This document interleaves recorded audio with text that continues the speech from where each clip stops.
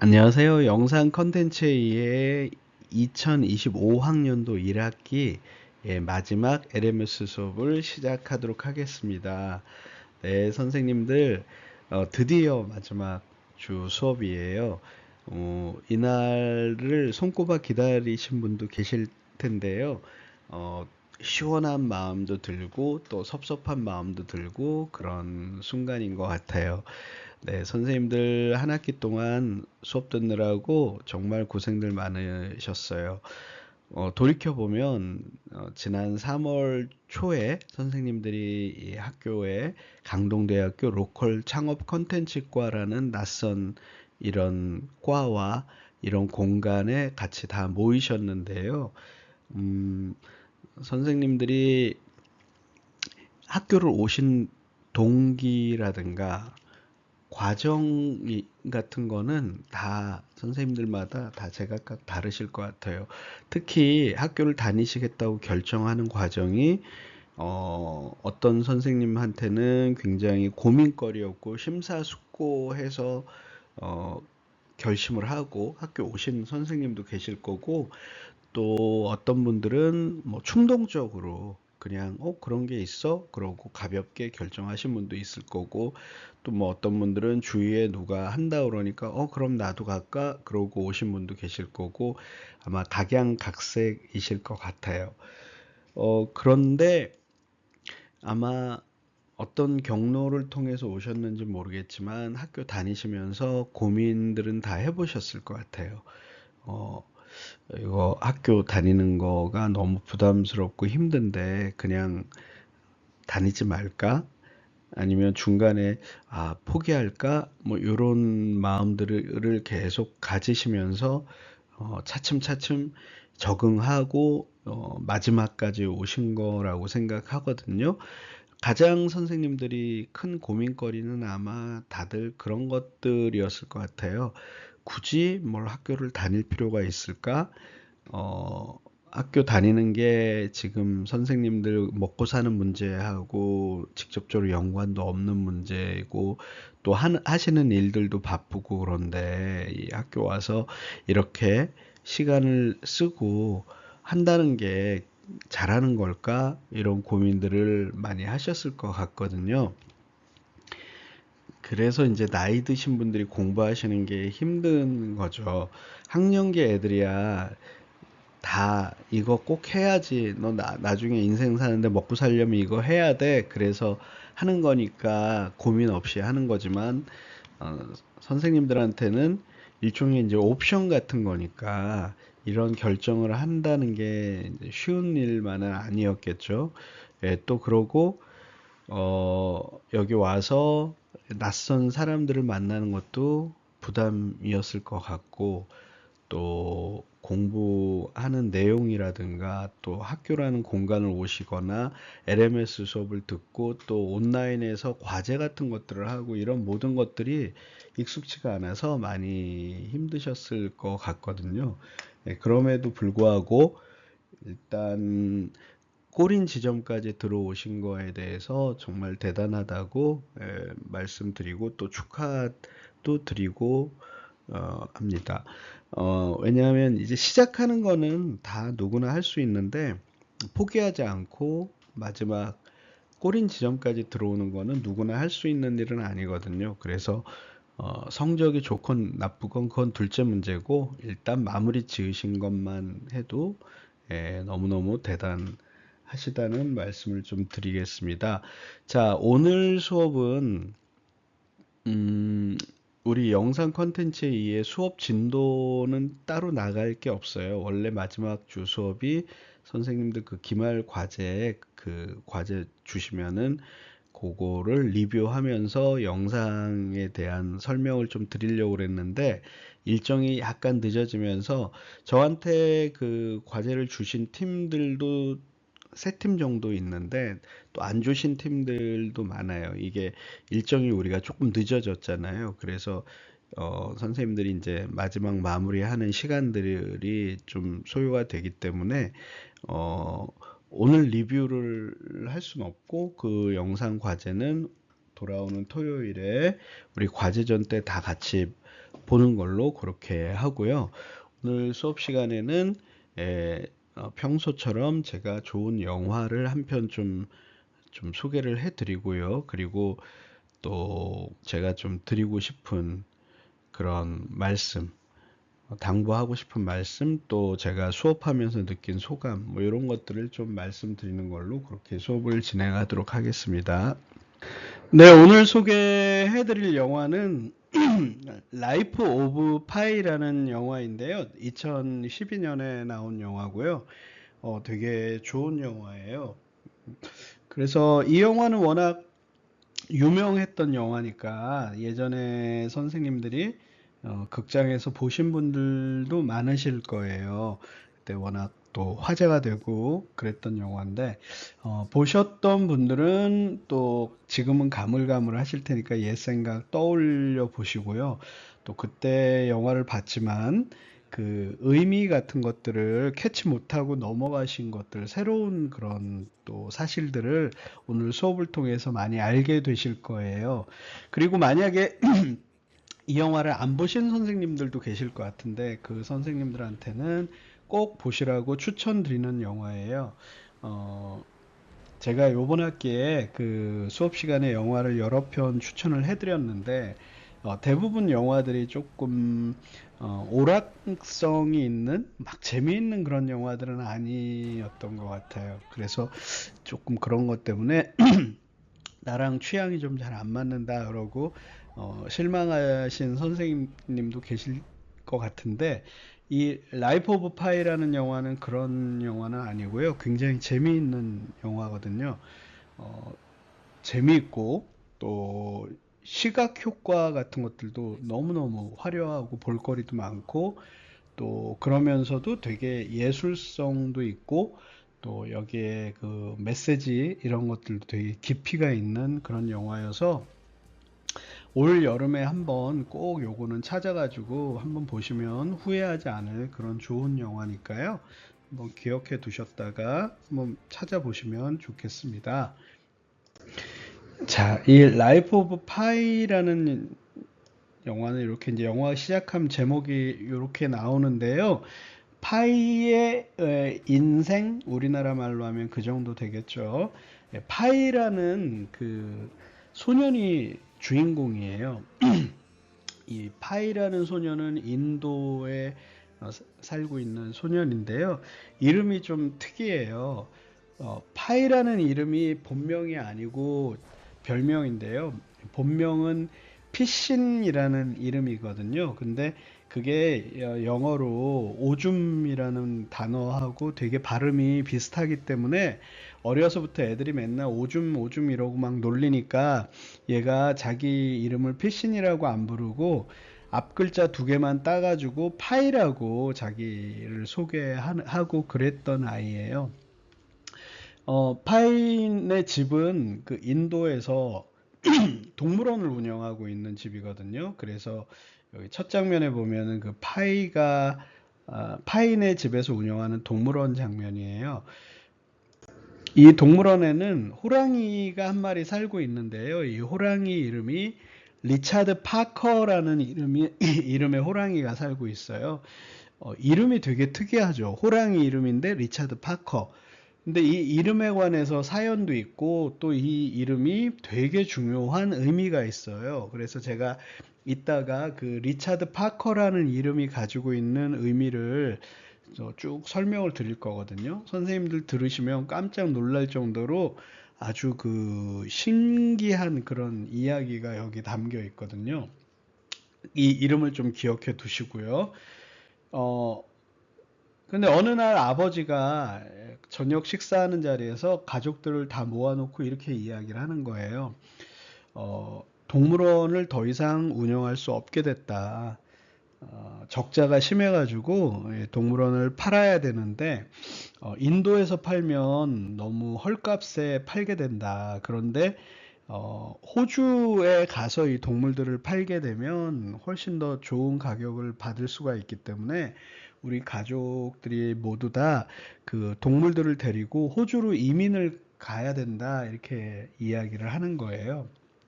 그래서 이 파인의 가족은 배를 타고 바다를 건너서 이제 이주를 하게 돼요. 그런데 바다 한가운데서 폭풍우를 만나가지고 배가 침몰하는 일이 벌어져요.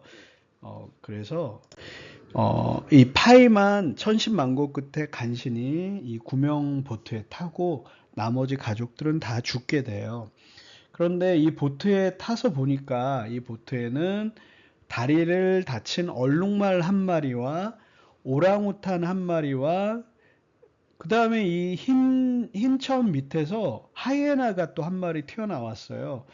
그러니까 이 파이만 있는 게 아니고 총 세 마리의 동물이 이 보트에 같이 타고 있는 거죠. 근데 다 아시다시피 이 하이에나가 육식 동물이잖아요. 그래서 보트 위에서 이제 먹을 게 없으니까 제일 먼저 이 다리를 다친 얼룩말을 공격해서 죽인 다음에 이 얼룩말을 잡아먹는 거예요.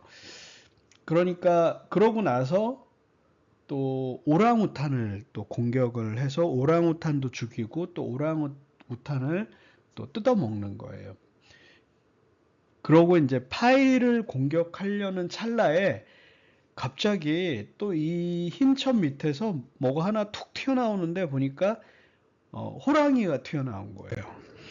이 흰천 밑에서 호랑이가 튀어나와서 그 하이에나가 이 파이를 공격하려고 그러는 거를 이 호랑이가 죽여버려요. 이 호랑이는 아까 이야기했던 그 리차드 파커라는 호랑이고요. 이때부터 이 조그만 구명정 위에서 이 파이와 리차드 파커 둘이서 표류를 하게 되는데요. 영화에서는 이 220일 정도 만에 이제 구조가 되는 걸로 나와요. 그러니까 7달이 넘는 시간을 바다 위에서 표류를 하게 되는 거죠. 근데 이 호랑이는 그 무슨 동화 같은 그런 이야기 속의 호랑이가 아니고 정말 무시무시하고 난폭한 호랑이에요. 그런데 이 리차드 파커가 이제 호랑이를 피해가지고 보트 옆에 조그만 뗏목 같은 걸 만들어서 거기로 대피해 있다가 머리를 쓰는 거죠. 이 리차드 파커 호랑이가 배가 고프면 자기를 공격할 테니까 얘가 배가 고프지 않게 해줘야 되겠구나. 그래서 물고기를 낚시를 해가지고 이 물고기를 호랑이한테 계속 줘요. 그러면서 서서히 이 호랑이를 조련을 하는 거예요. 그리고 이제 호랑이도 멀미를 해가지고 얘가 상태가 정상은 아니고 그래서 이제 시간이 지나면서 이제 이 리차드 파커와 파이가 이 보트 위에서 이제 같이 생활하게 되거든요. 이게 이제 사실 말도 안 되는 것 같은데 영화를 보면 꽤나 이게 설득력이 있어요. 이 과정들이 되게 자연스럽게 아, 저렇게 될 법도 하다 할 정도로 묘사를 되게 잘 해놨거든요. 그래서 이 배를 타고 이제 둘이서 200일, 220일을 표류하다가 결국은 그 멕시코의 그 바닷가에 이제 도착하게 되는데 이때는 이미 이 파이나 리차드 파커는 거의 뭐 아사 직전에 뼈만 남아가지고 죽도록 고생한 후에 이제 여기 도착을 하게 되고 거기 도착하니까 리차드 파커는 그냥 정글 속으로 가버렸고 이 파이는 구조가 된 거죠. 그리고 나서 며칠 있다가 얼마 후에 그 일본인 보험 조사원들이 2명 찾아와요. 이 파이한테. 왜 그러냐면 그 침몰했던 배가 일본 배거든요. 그래서 그 배에서 유일하게 살아남은 이 파이한테 이제 질문을 하는 거죠. 도대체 어떻게 배가 침몰됐고, 너는 어떻게 해서 이렇게 살아났냐, 뭐 이런 질문을 하니까 파이가 자기가 겪은 일들을 그 보험 조사원들한테 쭉 설명을 해줘요. 그게 이제 영화 말미 스토리거든요. 쭉 얘기를 해주는데 보험 조사원들이 믿을 수가 없는 거예요. 그 이야기가. 왜냐하면 그렇게 오랜 시간 동안 배에서 표류해서 살아남은 것도 기적 같지만 더군다나 호랑이하고 같이 그 배 위에서 생활했다는 게 믿기 어려운 거죠. 그리고 더군다나 이제 중간에 그런 일이 있었어요. 배가 막 표류를 하다가 어떤 섬에 도착하는 이야기가 잠깐 나오거든요. 근데 그 섬은 막 먹을 것도 너무 풍부하고 깨끗한 물도 있고 낮에는 꼭 파라다이스 같은 그런 섬이었는데 밤이 되니까 이상한 거예요. 그래서 그 꽃 같은 걸 꽃잎을 벗겨 보니까 그 꽃잎 속에서 사람의 신체 일부가 나오는 거예요. 그래서 황급히 다시 보트로 도망쳐 나오는 그 대목이 나오거든요.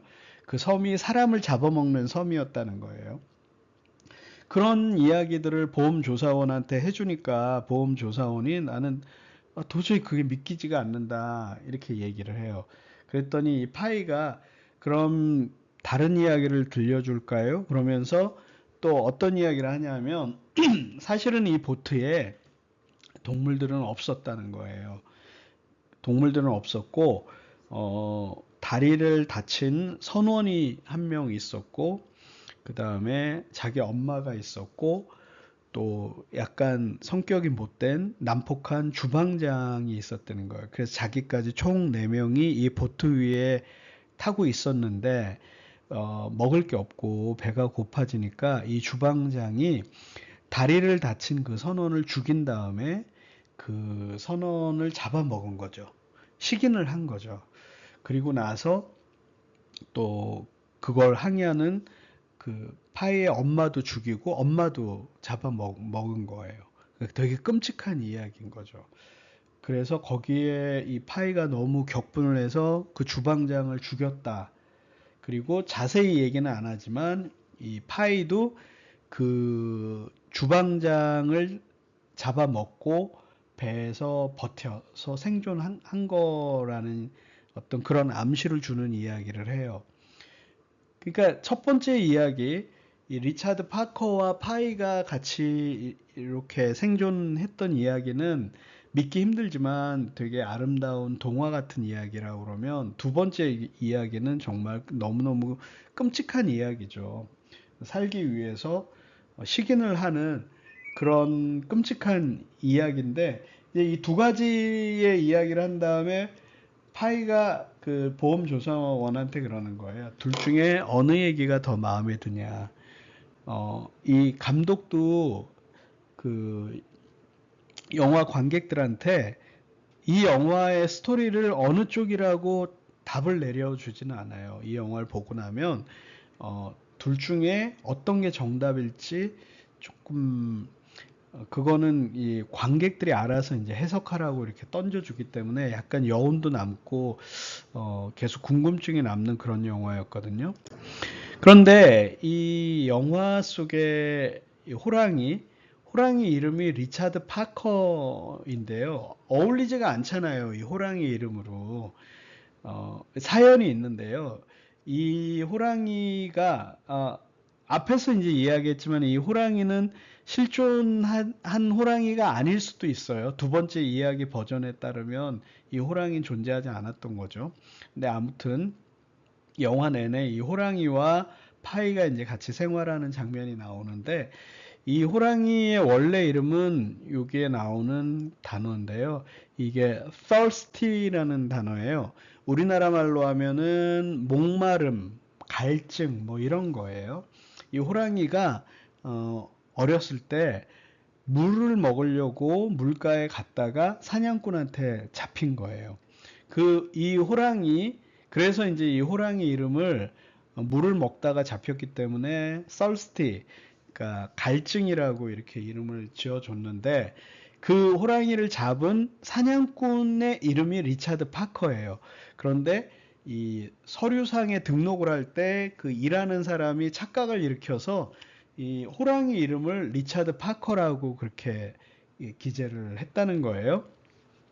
근데 영화에서 뭐 호랑이 이름이 있는 것도 이상하지만 그런 호랑이 이름에 관한 스토리를 그렇게 자세히 설명해 주는 것도 좀 이상하죠. 뭐 호랑이 이름에 어울리지도 않는데. 근데 영화를 보고 나서 제가 자꾸 집에 왔는데 리차드 파커라는 이름이 자꾸 머릿속에 맴도는 거예요. 왜 그러냐면 제가 이 라이프 오브 파이라는 영화를 보기 얼마 전에 이런 책을 읽었거든요. 유명한 이 베스트셀러 책이었죠. 정의란 무엇인가라는 책인데, 이 책에서 그 리차드 파커라는 이름을 본 것 같은 거예요. 그래서 집에 영화관에서 이제 와서 책을 막 뒤져보니까, 찾아보니까 역시 이 정의란 무엇인가에 리차드 파커가 나와요. 제가 이제 그 대목을 설명을 좀 드리려고 그러는데요. 이 정의란 무엇인가라는 책은 하버드 대학교의 마이클 샌델이라는 그 교수가 어, 그 거기서 했던 되게 유명한 수업 내용을 책으로 만든 거거든요. 근데 이 정의란 무엇인가는 주로 이제 어떤 이야기를 하냐면 공리주의라는 철학을 이야기해요. 어, 역사적으로 사람들이 정의라는 건 여러 가지로 정의를 정의할 수 있지만 대체적으로는 서양에서는 공리주의를 정의라고 봤다는 거예요.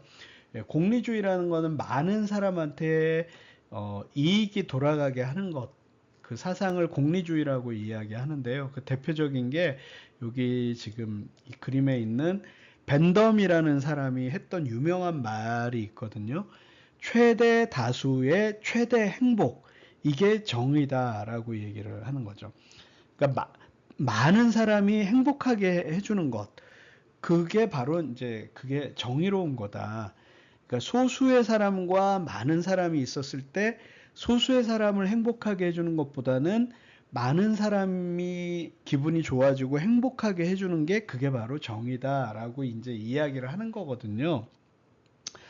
근데 이제 이 정의란 무엇인가라는 책에서 과연 이 공리주의가 그러면 무조건 정의냐, 여러 가지 그 사람들한테 고민거리를 던져줘요. 그 대표적인 게 이거거든요. 이 정의란 무엇인가 이 책에 나오는 그 유명한 그 하나의 그 뭐랄까요? 여기에 사례를 설명하고 있는데 이게 트롤리의 딜레마라는 이야기인데요. 무슨 얘기냐면요. 여기 기차가 한 대가 가는데 철로를 그대로 직진하게 되면 이 책에는 뭐라고 되어 있냐면 여기에 사람이 여러 명이 있어요. 한 뭐 예를 들어서 10명이 있다고 쳐봐요. 기차 선로 위에 사람이 10명이 있어요. 근데 이 사람들은 기차가 오는 소리를 못 듣고 그냥 여기에 있어요. 그러니까 그대로 가면 이 기차가 브레이크가 고장이 난 기차예요. 그래서 그대로 두면 10명의 사람이 꼼짝없이 죽게 돼 있는 거예요.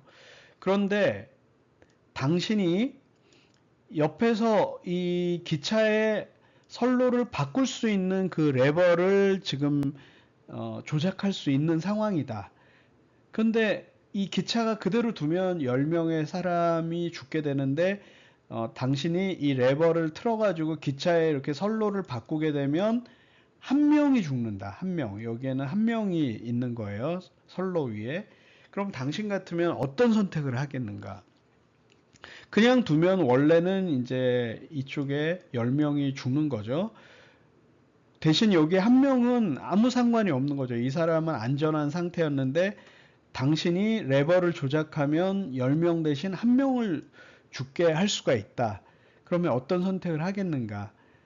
그러면 이 공리주의에 따르면은 그냥 10명이 죽는 것보다는 한 명이 죽는 게 정의로운 거겠죠. 왜냐하면 10명의 사람이 훨씬 많으니까 한 명을 희생해서 10명의 생명을 구하는 게 정의로운 거잖아요. 이런 그 굉장히 곤란한 질문들을 계속 던져요. 이 책에서. 이렇게 해서 무고한 한 명이 죽게 되면은 양심에 또 죄책감이 생기잖아요. 그랬을 경우에 그런 상황들이 있기 때문에 반드시 많은 사람한테 이익이 간다고 해서 꼭 그게 정의는 아니다. 이런 고민거리를 계속 던져주는 거예요. 이 책에서. 근데 여기에 이제 결정적인 또 예시가 하나 등장을 해요. 정의란 무엇인가에 이런 내용이 나와요. 실제 있었던 사건인데요. 1884년에 영국의 미니오네트 호라는 배가 있었는데 이 사건에 대한 1884년에 있었던 이야기를 이 책에서 소개를 해요. 이 미니오네트 호라는 배가 가다가 침몰을 해요. 그래서 구명정에 4명의 선원만 살아남아서 이제 여기에 표류를 하는 거죠. 그런데 이 4명의 선원 중에 나이가 제일 어린 17살짜리 소년이 하나 타고 있었는데 그 소년의 이름이 리차드 파커예요. 그런데 이 소년이 바닷물을 마시면 안 되는데, 목이 마르다고 하더라도 바닷물을 마시면 안 되는데, 목이 너무 갈증이 심한 나머지 바닷물을 먹는 바람에 이 소년이 이제 시름시름 앓고 있는 거예요. 그런데 이 나머지 이제 3명의 선원이 배가 너무 고프고 이제 너무 힘든 거예요. 먹을 것도 없고. 그러니까 이 3명이 어떻게 작당을 하냐면, 저 리차드 파커는 어차피 이제 병들어서 곧 죽을 건데, 저 리차드 파커를 우리가 같이 나눠 먹자. 그래서 우리가 3명이라도 목숨을 건지자. 리차드 파커 1명을 희생해서 우리 3명이 살아남을 수 있다 그러면 이게 더 합리적인 거 아니냐. 그래서 진짜로 이제 그 결정을 그렇게 해서 리차드 파커를 죽인 다음에 이 리차드 파커를 잡아먹고 버틴 끝에 이 나머지 선원들이 구조되는 거예요. 이게 실제 있었던 사건이에요. 그래서 이제 아까 그 호랑이 이름이 리차드 파커라고 그랬는데 거기에도 그 배에 원래 그 파이까지 해서 4명이 표류를 하고 있었고 거기에 실제로 이제 사람들이 살기 위해서 사람을 잡아먹고 뭐 이런 스토리들이 거기에 담겨 있는 거잖아요. 그래서 이 라이프 오브 파이를 만든 이 감독이나 작가는 이 미니오네토 사건을 참고를 했구나. 왜냐하면 그 호랑이 이름이 리차드 파커라는 게 우연의 일치라고 할 수는 없잖아요. 그렇게 이제 생각을 하게 된 거죠. 시간이 많이 경과가 돼가지고요. 이 라이프 오브 파이에 이제 얽힌 이야기가 이게 끝이 아니거든요. 그래서 2차 시수업에서 조금 더 신기한 이야기를 하나 더 들려드릴게요.